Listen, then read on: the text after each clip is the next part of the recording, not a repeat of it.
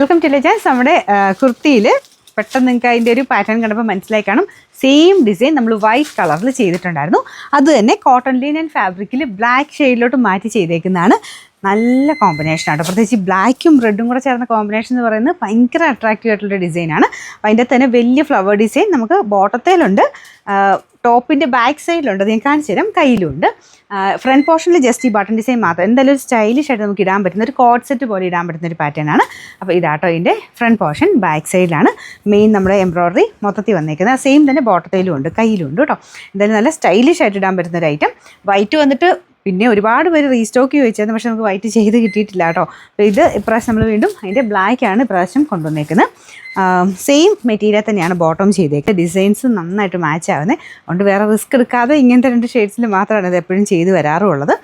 എന്തായാലും കട്ടിയുള്ള ഫാബ്രിക്കാ, ലൈനിങ്ങിൻ്റെ ആവശ്യമില്ല. വൈറ്റ് ചെയ്തപ്പോൾ നമ്മൾ ലൈനിങ് ചെയ്തിട്ടുണ്ടായിരുന്നു. ഇതിന് ലൈനിങ്ങിൻ്റെ ആവശ്യമില്ല, കട്ടിയുള്ള മെറ്റീരിയൽ കേട്ടോ. സൈസസ് ഞാനിപ്പോൾ നെക്സ്റ്റ് സൈസ് എടുക്കുന്നത്.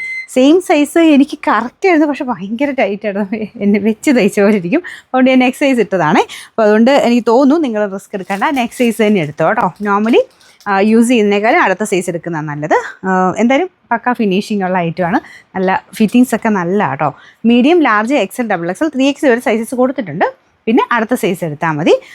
അപ്പോൾ ഇതിൻ്റെ നമ്പർ വരുന്നത് AF 716, റേറ്റ് 1280 രൂപയുള്ളൂ. 1280.